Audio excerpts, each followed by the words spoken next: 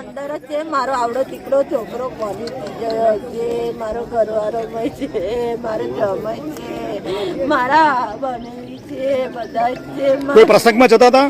ના, અમે બધાના પૂનમ ભરવા જતા હતા. મારો બહુ બધાનો છોકરો છે, તે અમે એને પતંગ લગાડવા જતા હતા. આ પુલ તો છે ને બહુ જર્જરિત હાલતમાં હતો. જબરજસ્ત ખાવા પડી જાય છે. લગીન પુલ લગીન હજાર દેખાય એવા દર્જિત હતો. લોકોને રજૂઆત બહુ કરી છતાં આ લોકો કોઈ કાળજી લીધી નહીં સાહેબ. એટલે આ લગભગ 5-6 ગાડી અંદર જતી રહી. એક ઇકો છે અને બીજા કોઈ કૂટરનો રાહદારીઓ છે કૂટરવાળા. સરકારને પહેલેથી જ ખબર છે કે ભાઈ આ બ્રિજ આટલો એની મુદત પૂરી થઈ ગયેલી છે, પણ કંઈ ધ્યાન નહીં દોર્યું. એના લીધે આ વસ્તુ બની છે.